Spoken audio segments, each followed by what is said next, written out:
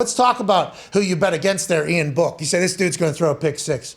We have a graphic, all right? These are dudes playing in meaningful football games at the most important position in sports in December, okay? This is in one weekend.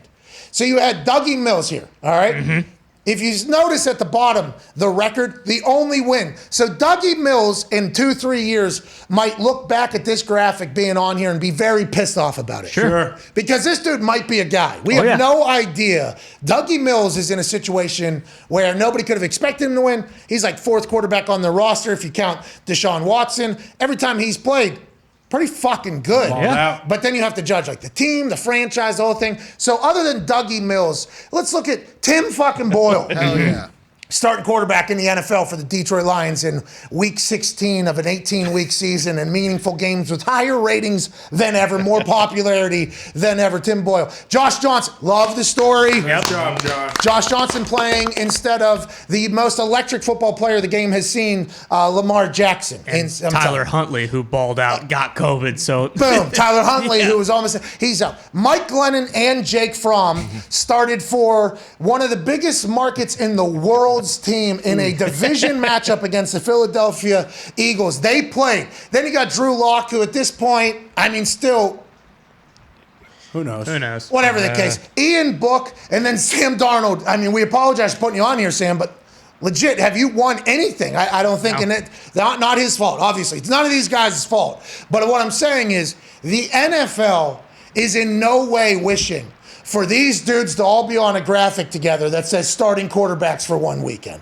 There is no way the NFL projected, no matter how many COVID tests they ran or future analytic studies or what are those called, I guess, projections of how COVID would go. There is no way they thought all these dudes would be starting in week 16, December football, with more teams still in the running to make the playoffs than ever before. And that's why I assume with the CDC making their change from 10 days to 5 days, which, by the way, did the CDC really want that? Twitter told me it wasn't CDC who made that decision. It was the Delta CEO who talked to the CDC, who the CDC made that decision. So if the CDC is just so quick to turn over because the Delta CEO talks to them, don't we have to question everything else that happened for the last 2 years? I'm not going to get into it. It's not my thing. Way above my pay grade. Hope somebody smart answers those questions because Twitter's telling me that the CDC was filled with doctors and scientists did not use their doctor and scientist stuff, which we've been told to listen to for the last 2 years. They actually listened to a CEO of a commercial plane company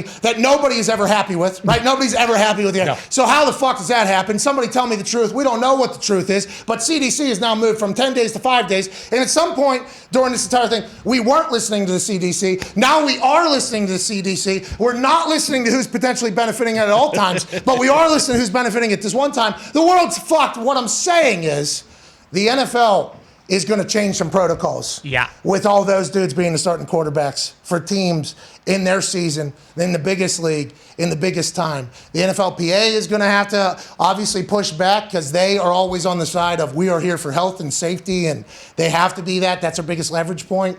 But there is, who knows what the fuck's going to happen these last couple weeks. Spot testing. Who's IQVIA is randomly generating who's getting tested, who's not getting tested. Vaccinated players who are asymptomatic, learning of them being positive for COVID because they got spot tested and they're out of game. Darius Leonard, non-vaccinated player, said he did not feel any sickness at all, got tested, he's asymptomatic, missing 2 games for the Colts right now going into playoffs. Good. Hey, his decision, right, to not give everybody saying his decision, but there is a lot. He tweeted, "Dear Mr. Rogers," or Roger, what's going on after the CDC announcement? Obviously, we're talking to Aaron here in about an hour and a half. I mean, there's a lot in the recipe of, oh, shit. You know what I mean? For the last 2 weeks of this NFL season with a lot on the line. Toxic Tables here at Ty Schmidt, at Boston Connor. Ty, I don't even know where to start with you. You didn't get to really cover any of that, but the world's changing at a rapid rate right now. We don't know what's going to happen for Thursday's game. Is there a Thursday game? No. Thursday game. Sunday's game or Monday. Any of the Sunday games, any of the Monday games. No games on Saturday because they didn't want to compete against day one. That's right. True. Available on Peacock. Smart move. The NFL said we don't want to go against day one down there in Atlanta, obviously. Roman Reigns, Brock Lesnar. What?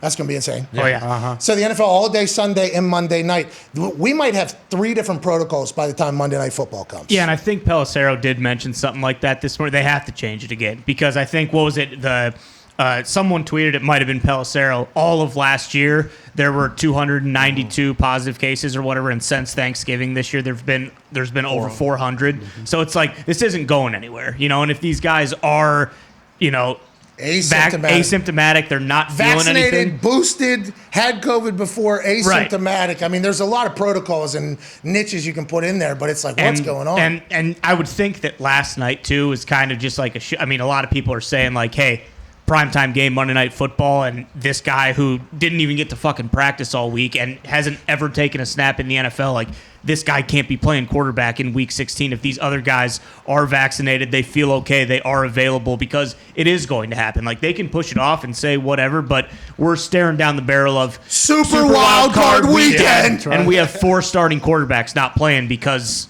they test positive for COVID the week of. Hey, Super Wild Card Weekend, by the way, is about to be a same-game parlay extravaganza. Oh, yeah. They are. We just had a conversation with FanDuel earlier today about some things that are happening. The same-game parlay thing they're setting up for Wild Card Weekend is pretty tasty. It's a bad business move by them. Yeah? But it's... Love it. We love it. Hey, we love to hear those types of things. You know what I mean? It's incredible. Oh, we got to take them. Anyways. Even if you don't, too. Super Wild Card Weekend, put that graphic back up of those starting quarterbacks. No offense to any of these quarterbacks. Please. Okay? Don't mean to. No.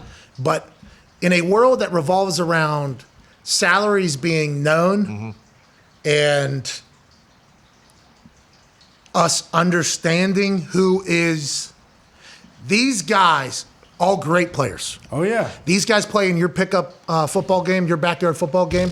They are killing you. Mike Glennon is running around you and through you in your pickup football game. Make it rain out there. He would, not only on offense, on defense, he probably has 10 picks. Yeah. He's probably, I'm just That's saying. an accurate depiction of how big he is compared to other quarterbacks. Bingo. too. That's why he's at the top, by the way. Sky Cam is at the top. Josh Johnson is better than you ever were at football. Better than me. I'm not saying that these guys are not great football players, but there is no way that this is what the NFL could have envisioned. And let's remember, although football is a sport and a game, the NFL is a business. That's right. And I can almost hear the chatter amongst the owner's Zoom call right now. Yeah. Did you see the graphic that McAfee put up there? You shitting me. Look at this fucking graphic. Yeah. Like, that is happening right now amongst those bazillionaires who live in a different world than everybody else, but somehow always have the public's approval in any labor dispute. But in this particular case, they have to be looking at the same thing we're looking at. And I'm staring, like, Darius Leonard not playing 2 games right now. Massive. Huge. He is a fucking game wrecker. He's a defensive player of the year conversation in Indiana. Defensive captain. Yeah, he is him out for 2 games. Hey, once again, his decision, right? He was told, if you're not vaccinated, you get it. I'm just saying this is his decision. He's doing it. But also, with other decisions that are being made, is there not an adjustment that could be made in these leagues? And the NFL's not the only ones. I mean, the NHL shut down. The NBA, I think, was Canceled moving games. so many games. They're not the only ones. Everything is kind of getting in there. College football right now. Like, teams dropping out of bowl games left and right. And I don't want to knock on any of those bowl games or the NHL or the NBA. But right now, for the biggest league, is their most important time. Yeah. Okay, so this is October for the MLB. Yeah. This is December, January for the NFL. They're the ones that are in their most important time, and they're the biggest. So if they make any decisions, it'll ripple down to everybody. Literally everybody else will happen.